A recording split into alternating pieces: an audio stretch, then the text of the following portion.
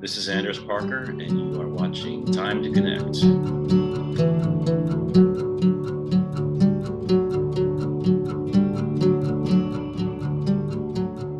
Hey, Anders Parker, thanks so much, man, for taking the time to connect. I really appreciate it. My pleasure, John. How are you today? I'm doing okay. Yeah? Just kind of a slow Sunday here. Yeah, and you're in New Orleans? Yep. How long have you been in New Orleans? Just about, or just over 3 years. 3 years? Yeah. So we got here right before the pandemic. Yeah, man. Definitely want to ask you how's the pandemic been for you? What it was sure wasn't great, but how did you fare in general? I did fine personally. you know, uh, I actually, yeah, I endured it pretty well. My kids, we got lucky in that their school had a really good protocol, so they were out for those, like for a while at the very beginning, but the next year they were all back in school, and so that was just a lifesaver. We Yeah. had we had so many friends whose kids were out for 2+ years, homeschooling, and that just seems crazy.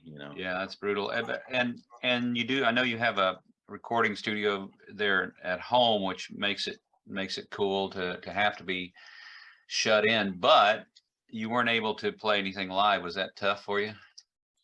Yeah, it was. As my as I joked to a friend that um, since about the age of 13 or 14, I think that was the longest I'd ever gone. Without playing live. Mhm. Those first 13 years, there weren't many gigs. But after that, a lot of playing. So yeah, I'm still kind of. It still feels a little bit weird, honestly, playing live. It still seems like it's. A lot of tours have been canceled and a lot of shows underattended and that type of thing. So I'm still kind of getting a feel for what it's like. Yeah. I'll tell you myself, and I know several of the people I've talked to have have the strong feeling of uh, really appreciating it more now. You don't miss your water till the well runs dry, right? Or as Tom Waits said, I never knew the East Coast until I moved to the West. Having it taken away from us, man, when it came back, maybe it's different, and it may be not quite there, but man, it feels good, doesn't it, to be able to play live again? Yep. So I definitely want to talk about your music, your solo career, collaboration, songwriting, upcoming gigs, and a lot of other stuff. But let's start with just a little personal history. Where did you grow up? What were you like as a kid? When did you first start playing music? I grew up in a town called LaGrange, which is in the Hudson Valley of New York, outside of Poughkeepsie, not far from, I guess, a couple hours from New York City. Which when I was a kid felt pretty rural, but now it's just part of the megalopolis, I guess. Hmm. Um, and I started playing. I started playing saxophone in elementary school. That was my first instrument. I played alto and then I played tenor saxophone, but I always really wanted to play drums, so I switched to drums when I was in middle school and basically started playing in bands right around then, with friends, school friends, and then switched to guitar at the very end of high school. This may be a strange question. I don't know, but how would you respond to the question, what were you like as a kid? Uh, I guess kind of a daydreamer. I mean, I can definitely remember being, uh, I don't know if scold is the right word, but more than one teacher pointed out the fact that I was often had my head in the clouds. Yeah. And also I think I was kind of a serious kid. I remember that people commenting on that. And as with regards to music, I was always interested in making new songs, whether I was playing drums or whatever. And then obviously when I moved to guitar, I always wanted to write music. I wasn't really, I mean, I played in cover bands and stuff, and that was fun and definitely education, but I always had a mind to wanting to make my own songs, Mhm. Mhm. however, in whatever outfit I was in or playing with at the time. So, Yeah, uh, right on. yeah. Who are some of the bands you were kind of inspired by when you were a kid? Were there any bands that really made you want to play music? Or I mean, the first one was the Beatles. yeah, I mean, I'm too young to have witnessed them. But my parents had most of their records, so that was a huge thing. I remember listening to Revolver kind of endlessly and Sergeant Pepper's, and mhm, mhm. I think Mark Maron, the comedian and podcaster, said it's almost like that stuff's get loaded into your mind in utero, and that's Yeah, what kind of feels like. yeah, I also remember the Band on the Run album is really still to me like a comfort food kind of record. yeah. And then I got really into like kind of prog rock. I was really into Rush and Yes and Genesis and all that stuff. But then around the same time I got into those guys, I heard I was driving with my mom one day. I guess I must have been 12 or 13, and I heard Radio Free Europe on the local college radio station. Yeah. Made my mom turn the car around so we could go to the mall, to the record store, to buy Murmur. And so REM was a big, those first like half dozen records, I guess, to me were really kind of informative and important. And Peter Buck was one of the people that I kind of learned from, off a record. Mhm. And I really had a thing for those guys too. Yeah, me too, man. They were, I am old enough to have grown up I remember watching the Beatles on Ed Sullivan. When I was a kid, my families gathered around the TV, and I had three older sisters who were obsessed with the Beatles. So it was definitely downloaded into my consciousness at an early age, and they were huge for me. But I would say in the 80s, REM became kind of my Beatles. So I totally get that. Yeah. How about Dylan? I always like to ask my guests about Dylan, in part because I'm kind of obsessed with him. I think he's one of those enigmatic characters that make for some fun conversation. There's a lot of things to love and hate about Bob, but there's no denying anybody who calls himself a songwriter in the genres that you and I move in. It's hard to deny his huge influence. How do you think about Bob in general? Oh, he's like some sort of uh like an ancient god, in some way. Hey, you like the shirt, by the way? Oh, thanks. Yeah, man, that's very, very stylish. Very Yeah, stylish. yeah, yeah. Nice shirt. Um, Yeah, an ancient god. Yeah, I get that. Yeah. my dad was he kind of came of age in that kind of like folk revival of the late 50s, early 60s. So we had Dylan records and Peter, Paul and Mary and Pete Seeger and all sorts of that stuff that went into kind of the Beatles and Elton John and ABBA and kind of a whole mess of stuff in there. But yeah, he wasn't again, some of that stuff was just kind of loaded into my memory banks at a point before I was conscious of it. But then once I got into songwriting, in the basically when I started playing guitar when I was 16 or 17, um, that was when I went deep into Dylan, and Mhm. I still like I was just listen to "A Murder Most Foul," that song off the last record, a couple times recently, just to kind of Mhm. revisit it because there's so much in there. But Yeah. yeah, he's amazing. And then the bands, we had proximity just from being in that part of the Oh, yeah. world. Yeah. So I was really into those guys as well, and the Basement Tapes. Yeah. Yeah, Dylan's a fascinating character, and he's somebody that I always go back to. As far as just somebody I love listening to as much as just kind of being an education in itself. You know, some people talk about the fact that you can't deny great songwriter, big influence, etc. But a lot of people still have a problem with his voice. And you know, I don't have. I mean, the recent stuff is, you know, sure, it's not maybe uh, the greatest vocalist around, but that early stuff and really going into the '70s, I don't get that, man. Did you ever have any particular feelings about his vocals? I had I remember this conversation specifically because I was living up in that area. I was living in a little town called Rosendale, New York, and I had a job at a restaurant in Kingston.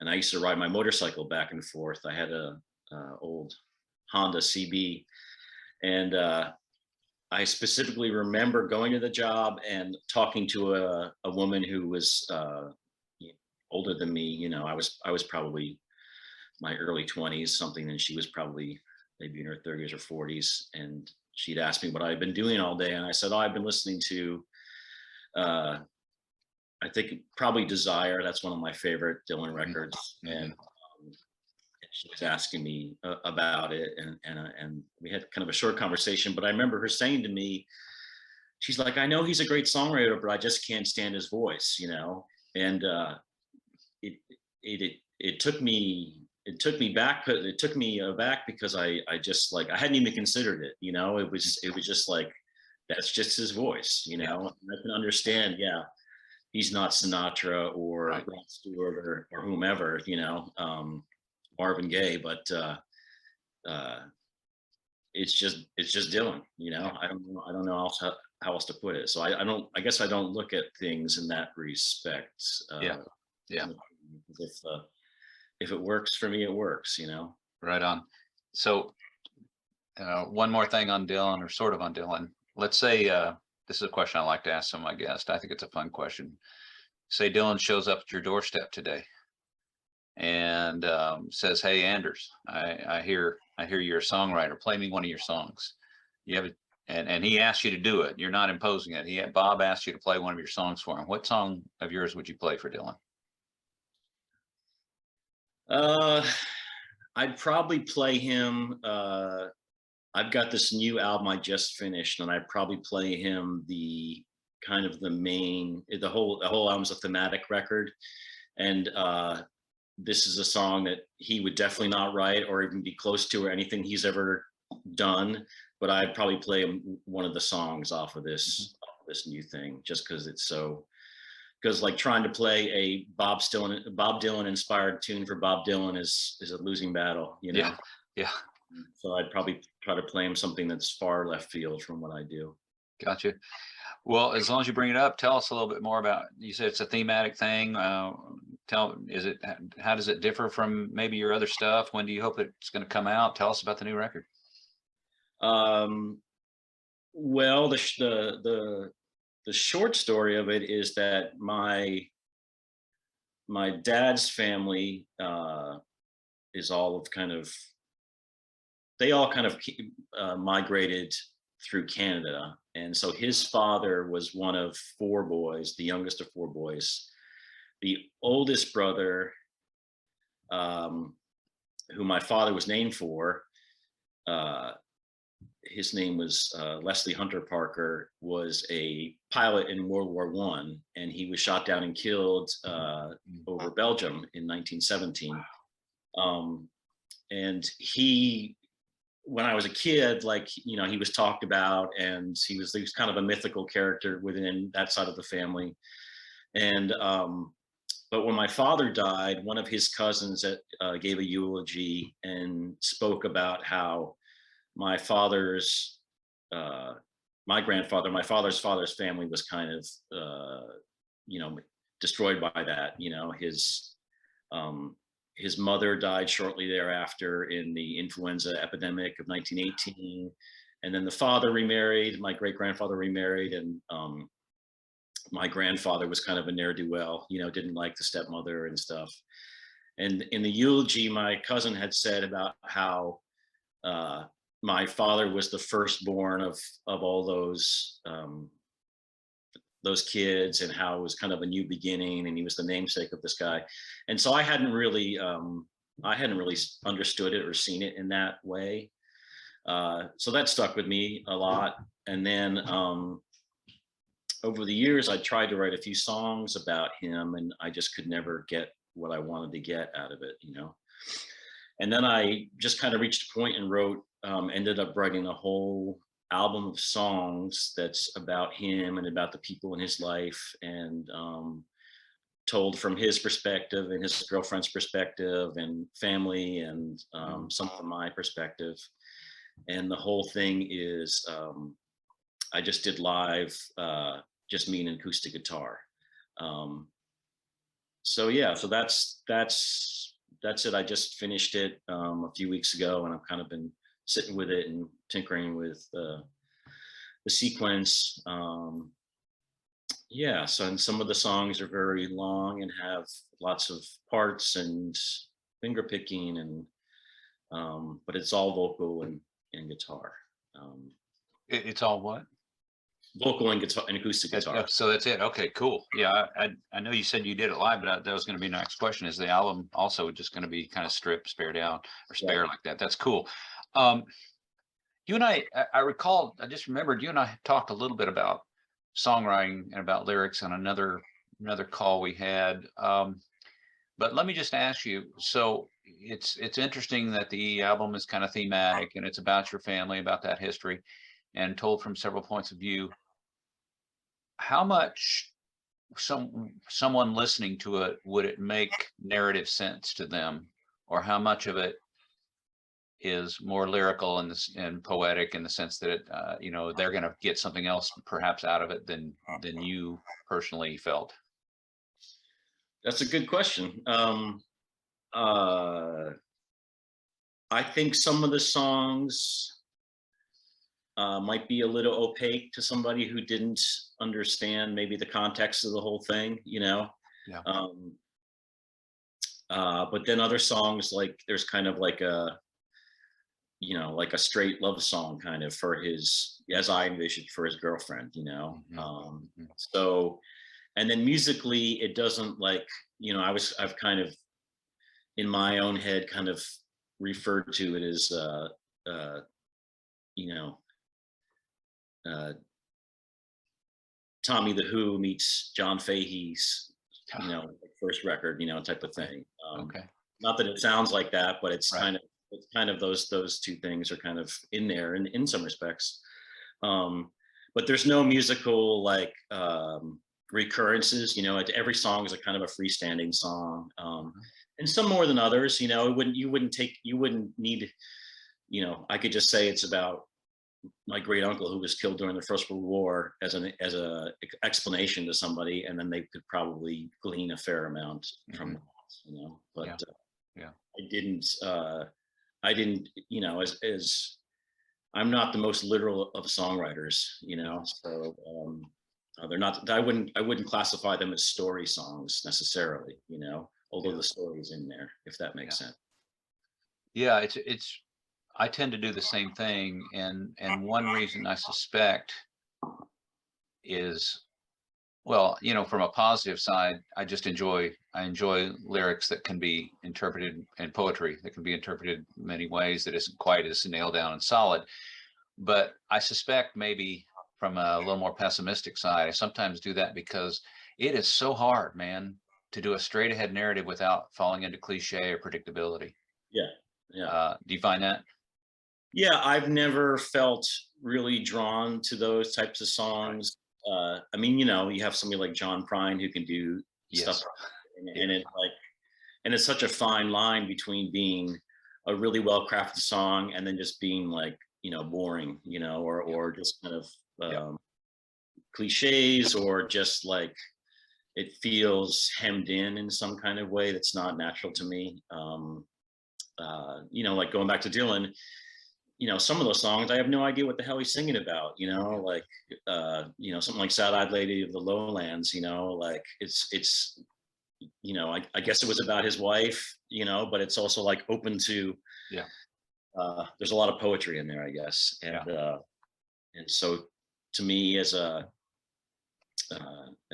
when I'm writing a song, I'm not really concerned about always rhyming and always being it being uh, uh, understandable. I'm Right. trying to thread the needle with poetry and the euphoniousness of the lyric and Yes. how it rolls, and Yeah. how the whole vibe is.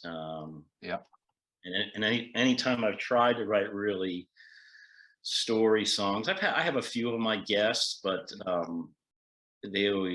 just kind of uh, they don't sustain me. It's kind of like Yeah. telling jokes. I think like I'm not a with those types of songs. I feel like they just they get old to me immediately Yeah. unless it's something that really Yeah. has some magic in it. So Yeah. Me too, man. Uh, Let me read a quote about that you know well, I think, that about you from HARP magazine that fascinates me. Country rock dipped in LSD. Anders Parker is a tough one to pin down. His songs weave somewhere around the Beatles, Neil Young, Husker Du, and the Minutemen, to name a few. Would you say that's accurate?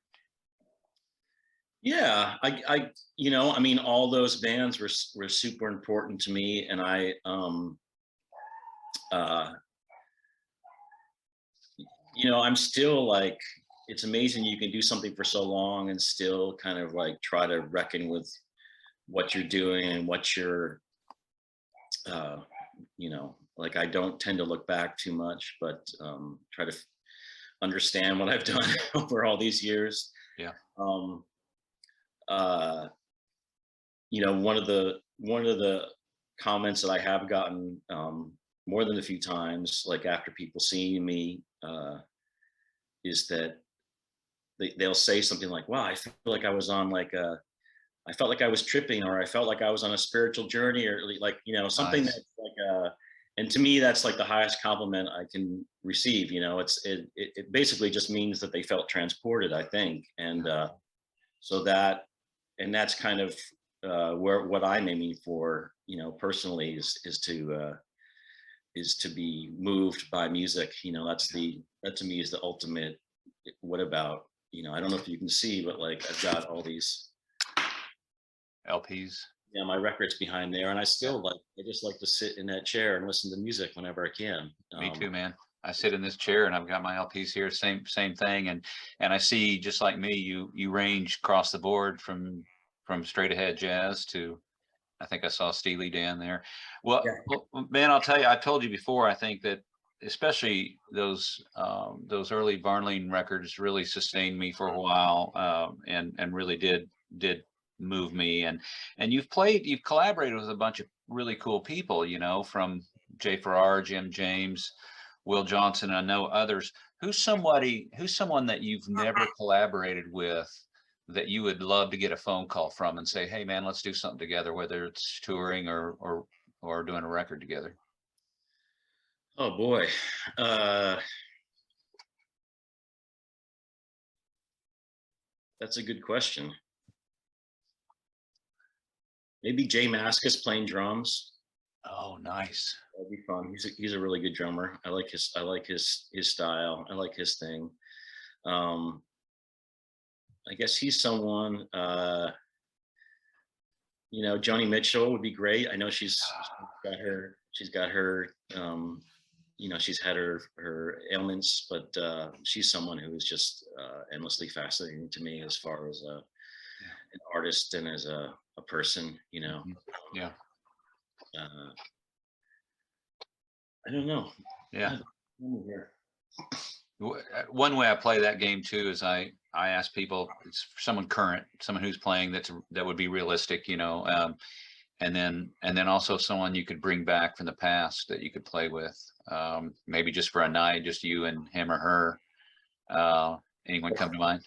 Coltrane. Coltrane, yeah. Yeah. Um, I don't know how much playing I would do, but I would just sit in the right. room Yeah. and you know. Yeah. Uh, I think mine would be Monk, on that order. I'm sort of obsessed with Monk. Well, so are you getting ready to tour this new record? Do you have plans to tour?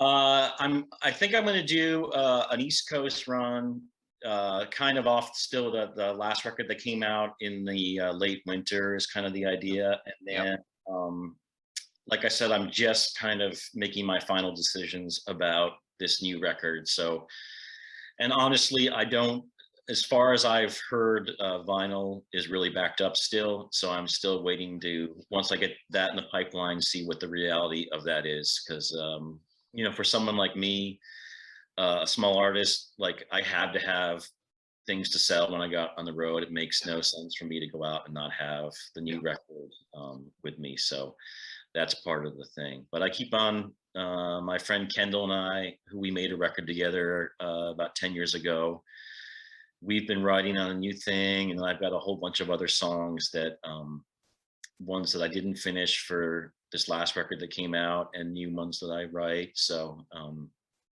and our house is, we just kind of moved, so we're just kind of getting settled, but I'm hoping to do a bunch of recording here and then Cool. go Cool. on. And I'll definitely put your website on the show notes for this, and hopefully we'll point people to a way to buy your music, and keep in touch with what you're doing on tours.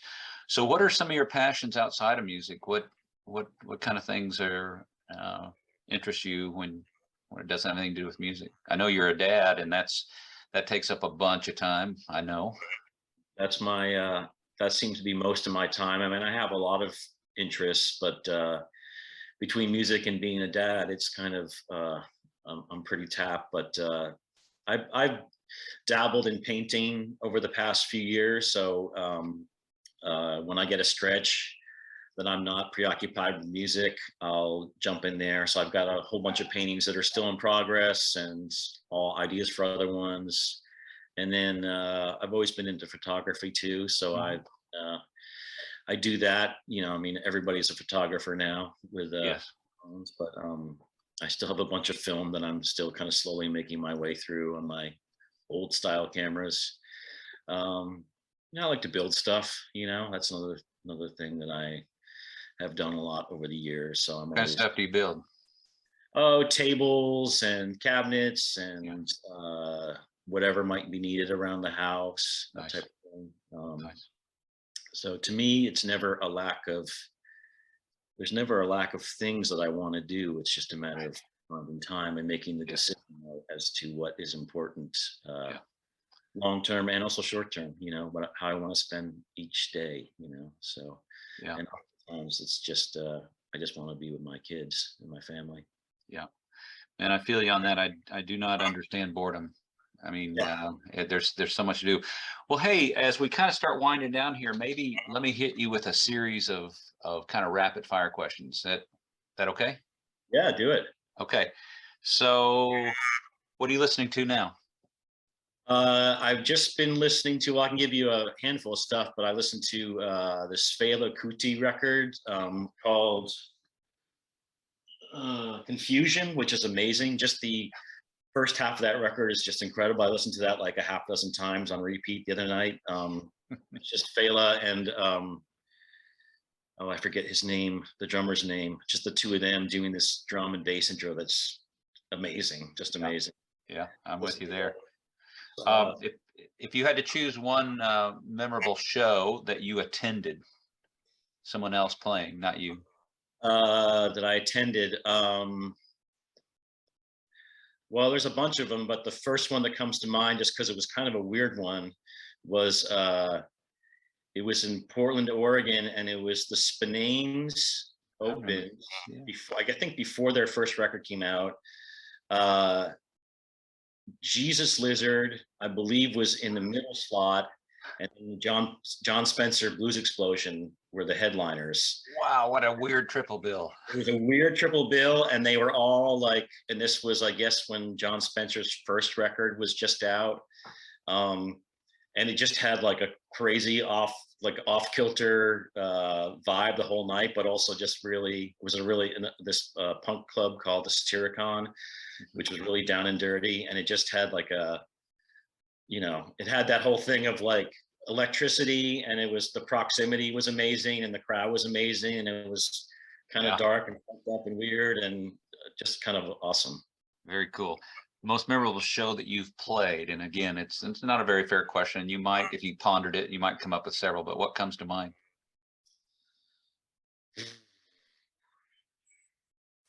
Good question. I played a solo set on a boat in the Seine at a club in Paris, which was really kind of a amazing, Wow. kind of a magical night. Uh, so yeah, I remember that being really super cool. And yeah, that's the first one that comes to mind. It wasn't like it was a tiny little place. It was a proper club. It probably had 40 or 50 people in there, which was the max.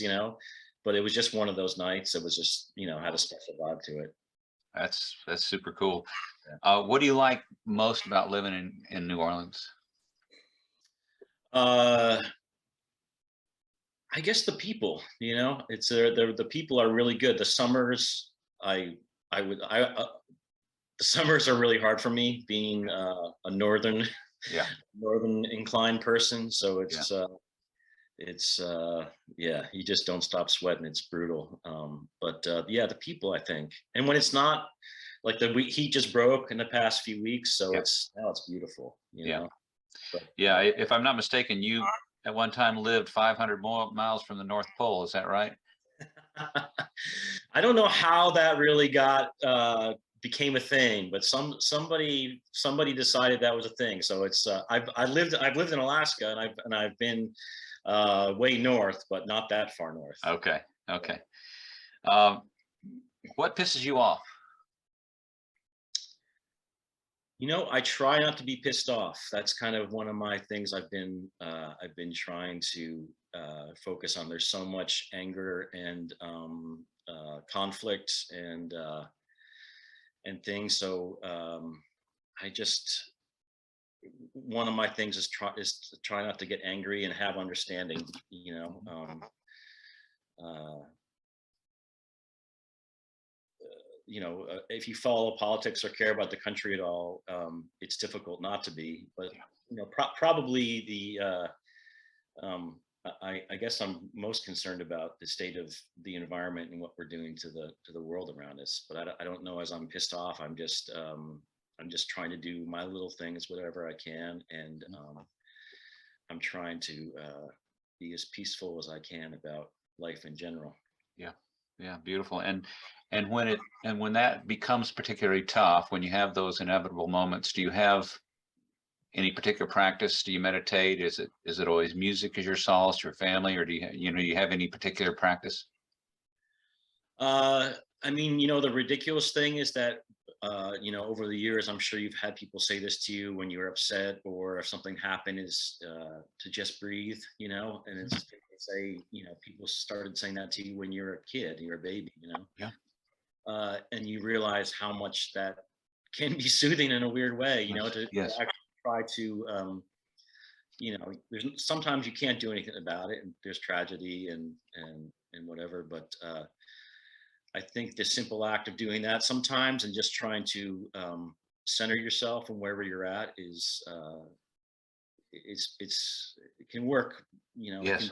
it doesn't transform you necessarily or remove all those things, but I've meditated some. I wouldn't say that I'm a constant practitioner, but I go in and out of it, Yeah. and just trying to be comfortable and silent sometimes is Yeah. just itself a good thing. Yeah. Absolutely. And the idea of just breathe is, it does work, especially for guys like you and me who tend to be in our heads a lot. I also was that kid who was a dreamer, and I know that there's always abstraction and creativity going on. The idea of just breathe, it might sound a little cliche or sound a little goofy or something, but it's absolutely, Yeah. but it's absolutely, hi there. It's absolutely practical in the sense that it gets us out of that abstraction, gets us to something that's real, which is this body and this breath right here. So, all right, man, I'm really cool way to finish up here with your kid. I just have two more questions for you. They're Yeah. pretty heavy questions. First Yeah. one is, what do you think happens when we die? I think we're gone. I think um,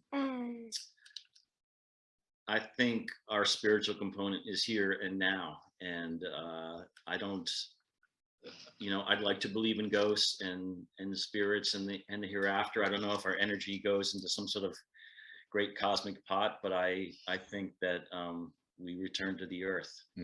That's Yeah. that's the way I look at it. Yeah. Gotta, got to make heaven here while you can. As much Amen, as, brother. And last question, when you are dead and gone, what do you hope people say about you?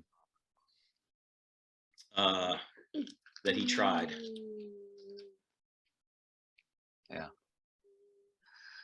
Well, man, you are trying, and you're making some really cool music. I've talked to you several times, and I always enjoy chatting with you. I really appreciate you taking the time today. I wish you all the best. I'll be looking on the lookout for the new record and seeing if I can catch you live sometime. And thanks again, man. I really appreciate it. Thank you. I look All forward right. to the conversation, John. Take care.